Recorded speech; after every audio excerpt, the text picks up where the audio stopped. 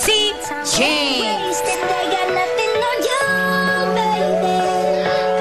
Nothing on you, baby. They might say hi, and I might say hey, but you shouldn't worry about what they say, 'cause they got nothing on you, baby. Nothing on you, baby. I know you feel where I'm coming from, regardless of the things in the past that I've done. Most of it really was a hell of the fun. On the cars go, so I run in a spot. With no direction, that's not to get sun. Fighting clear scripts, living in the summer sun. And so I lost more than I ever want. And honestly, I ended up with none. It's so much nonsense, so much conscience, thinking maybe I should get it up. I don't want to somewhere done, but I was wondering, there was something that you want to know. Never mind, we should let it go, 'cause we don't want to be a TV episode. And all the bad thoughts, just let it go. Go, go, go. Everybody, sing with me. All over the world, I could be chasing, but my time would be wasted. They got nothing on you, baby. Nothing on you, baby. They might say hi, Hi. I might say hey. Hey. Ayan, palakpakan po, isang bonggang-bongga at magandang gabi. Ayan, nararamdaman ko na kayo po ay natuwa sa aking munting ginawa. Ako po ay pipilitin ko pong gumawa ng bago dahil ito daw ang uso. Ang tawag dito, flip top. Kasi nga, noon, dati kong hip-hop. So magpapakilala ko gamit ang ganitong pananalita. Simulan na natin to. Ako po si Jaime, pare. Isa akong komedyante na pumapasok dyan sa Malate. Kanina, naramdaman ko, ako pala ay shy type. Pero nung nakita ko si Fabio, siya pala aking type. Nung ako'y dumating, lahat kayo tumingin. Pakiwari nyo ba ako isang babaeng lumulutang sa hangin? Babae ko kung titignan nyo, pero wag nyong tatanggalin ito dahil baka kamukha ko tatay mo. Dito sa bandang kanan, merong bulong-bulungan. Meron silang pinag-uusapan sa table na yon, ako tinitignan. Sabi ni Kuya, from afar mukha daw akong sexy star. Wag mo lang umuhubaran, mukha akong rockstar. Meron pang hinahabol si ate. Sabi niya, kung titignan daw ako at tititigan, kamukha ko daw si Carla Abellana. Sa unang tingin. Wag mo lang lolokohin, Ray PJ to. Na nahulog sa bangin. Ako sa inyo hindi na magtatagal dahil baka mamaya sa trabaho ko ako'y matanggal. Kaya hanggang dito na lang yan. Hiling ko lang, palakpakan naman dyan!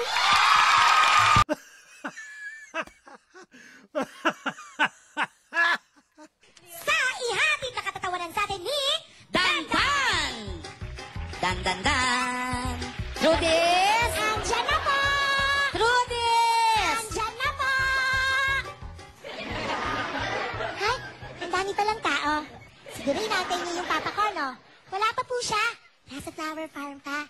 Pero dahil sa nandito na po ako po munang makakasama ninyo. Ako po si Trudis, pero hindi po liit. Trudis biik po. Dahil ako po ay isang batang sariwa at mataba. Alam niyo po, sabi sa akin ng papa ko, tata pa raw po ako, espesyal na ako. Kalalabas ko pa lang daw sa sinapupunan ng nanay ko. Tinimbang na po ako. Pero hindi po pounds, 180 per kilo. Kaya lang po, sa sobrang taba ko daw po, pinaghati-hatian ako sa operating room pa lang. Yung nurse sa batok, yung obigaini sa pige. Pero, ang maganda doon, pati ang anesthesiology sumama. Yung tenga daw, ipupulutan sa birthday niya.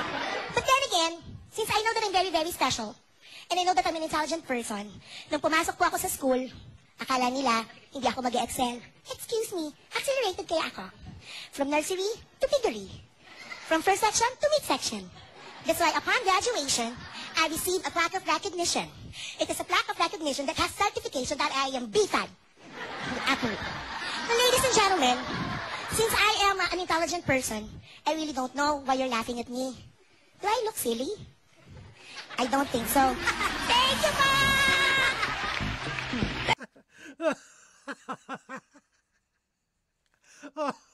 Eto na nga, si Giggle. Naku, sana mag-giggle tayo. Halika na. Let's go and giggle. Yes, magandang gabi po sa inyo. Napalakpakan naman kayo lahat. Ayan, plastikan lang kunwari natutuwa kayo kahit hindi. Ayan, magandang gabi ulit. Ako po si Sashi Giggle. Dati po akong sundalo, naging pulis, ngayon bakla na po. Ayan, oo. 3 years old pa lang ako, nakitaan ako ng senyalis sa magiging bakla ako. Every time tinatanong ko ng tatay ko, sabi niya, anak, anong gusto mong laruan pag may nagawa kang mabuti? Sabi ko sa kanya, tatay, gusto ko po Barbie. Siyempre, yung tatay ko uulitin niya. Sabi niya, anak, anong gusto mong laruan? Sabi ko, daddy, gusto ko po Barbie. Maglalabas yung tatay ko ng pamalo, ihahampas sa sahig. Sabi niya, anong gusto mong laruan? Tatay, baril po. Pag tinago niya na yung pamalo, baril po ng Barbie. Tapos sabi ko, kailangan patunayan ko sa magulang ko na kailangan ko nga, kaya kong kumayad sa sarili ko. So pinasok ko lahat, lalo na yung pagsali ng mga beauty pageant, mga Miss Gay, ganyan. First time ko sumali ng Miss Gay talaga. High school pa lang ako noon, barbers ang gupit ko, tas wala pa akong masyadong retoke sa katawan. Sabi ko, gagalingan ko na lang sa introduction. So ganito ang naging introduction ko sa aking kauna-unahang Miss Gay. Ladies and gentlemen, please welcome our candidates in their self-introduction. Starting off with candidate number 1. Hello everyone, before my formal introduction, allow me first to greet you locally and internationally. Buenas noches, señoritas, señoritas all the way from Spain. Bonjour, monsieur, mademoiselle from France. Sadraste, kakdi pashibayetje from Russia. Irishay masen kunbanwa from Japan. Ni hao ma from China. Naimbag nga rabi kada kayo amin from Ilocos region. Masantos yalabid si kayo namin from Pangasinan. Maaya pabengi po kay kayungan from Pampanga. Naupay nga gabi yung tanan from Samar and Leyte. Salamalaikum, alaikum salam to our Muslim brothers in Mindanao. Mabiyonda at maaurang jubi sa inyong lahat, to all my gay friends. And iyo power na New Year na mi, text back asap na kaandi lang mi, to all Jejemons. Good evening once again. My name is Victorino Malihin, in English, Victoria's Secret. I'm a 24-year-old student taking a Bachelor in Science, major in Aeronautics, minor in Aerobics. At naniniwala po ko sa kasabihan, matalino man ang bading, napeperahan din. Thank you so much. Thank you so much. Salamat po.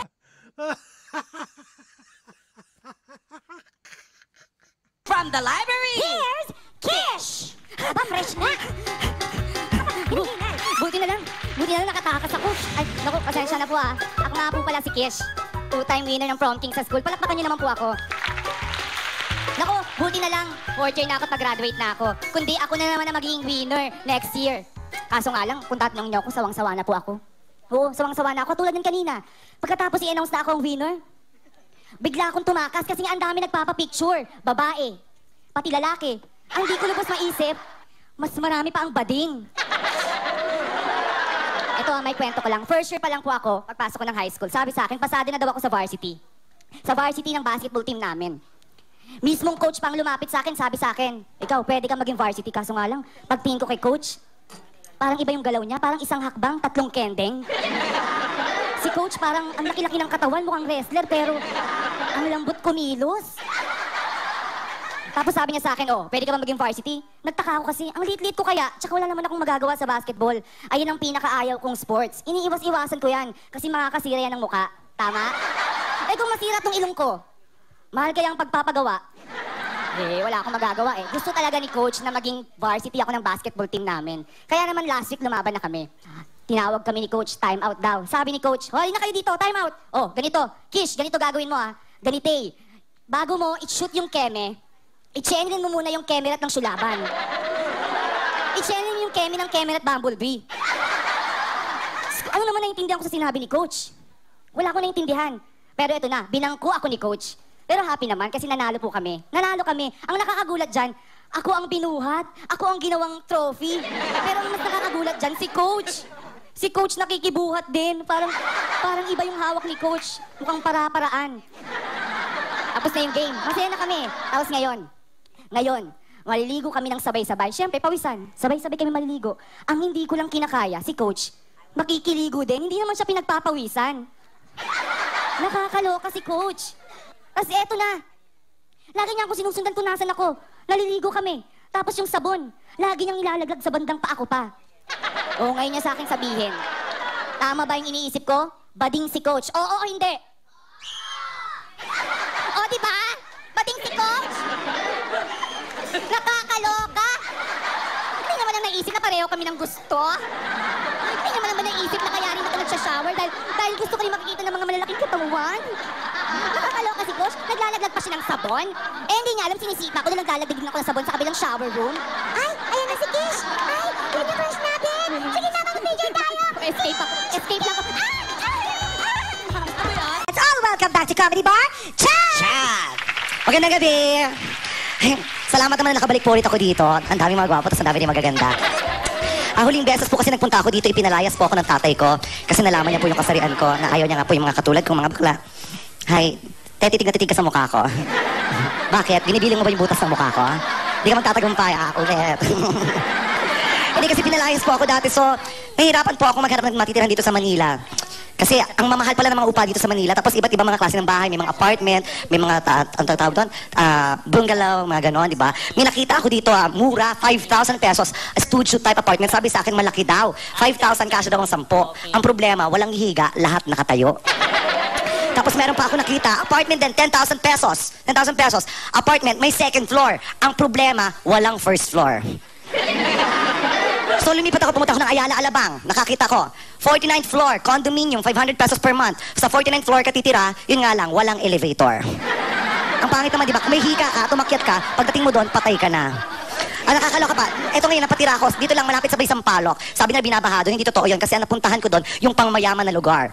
Yung paglabas mo ng pinto, mayaman ka pa. Boundary kasi siya ng mayaman tsaka ng mahirap. So paglabas mo ng pinto, paglabas mo, mayaman ka pa. Pag humakbang ka na ganyan, yung kabila, mahirap na. So pag humakbang ka na ganyan, ang tawag sa'yo, may kaya. Ano ba yan? Buti na lang nakakita po ako ng isang matitirahan. Mura lang, 350 per month. May insurance na, tapos may warranty na din. Tapos social siya, kasi meron siyang fire exit. Kaya lang wala pong entrance. Ang nakakatakot sa fire exit, di ba? Pag fire exit, dun lumalabas yung apoy, kasi nga, fire exit. Ay. At syempre, medyo social siya kasi hindi lang siya basta double deck. Nakakita na ba kayo ng boarding house? Normally sa mga kama niya, double deck, pero doon, triple deck. At take note, social. Kasi triple deck siya, 3 kama, pero ang pagitan ng bawat isa, 2 inches lamang. So pag hihiga ka, nakaganon ka lang. Hindi ka pwedeng kakaloka. Tapos lahat ng appliances kailangan bayaran. Yung may television doon, nag-iisang television, kailangan hulugan mo ng piso para makapanood ka. Kaya lang isang channel lang ang mapapanood mo, ay mga tumatakbong kabayo, yung mga, pag inulugan mo may tatakbong kabayo, gano'n. Nagsasawa na nga ako minsan, nalulungkot na nga ako minsan, mag-isa lang ako nanonood, naghulog ako ng piso, tumakbo yung kabayo, tapos naloka ako, biglang lumabas yung mga piso, baka akalain magnanakaw ako, binalik ko lahat. Kasi baka sabihin magnanakaw, honest kaya ako, hello? Diyos ko, ang tawag, video karera ba yun? Hindi ko alam eh. Tapos, lahat kailangan bayaran. Hindi ka pwede magbaon ng sarili mong pagkain sa loob kasi meron silang sariling kantin. Open daw sila 24 hours from 9 a.m. to 7 p.m. 24 hours yon para sa kanila. Tapos, bawal ka magdala ng sarili mong pagkain kasi compulsory kailangan bumili ka doon. Minsan nga, mahal kasi 20 pesos yung isang basong tubig nila. Ang ginawa ko, bumili ako sa labas kasi 10 pesos lang yung bottle ng mineral water sa labas. Pagpasok ko, siningil ako ng 30 pesos. May corkage daw. Kasi nakakaloka pa, pati yung CR may bayad din. 2 piso ang ihel, 5 piso ang dumi. So minsan, pumunta ako, sabi ko kasi nasi CR na ako, tinatawag ng kalikasan, medyo nagbawas ako. Tapos paglabas ko, sinisingil sa akin 7. Sabi ko, ba't 7? 5 piso lang yung pagbabawas ha. Sabi sa akin nung may-ari, bakit? Di ka umihi?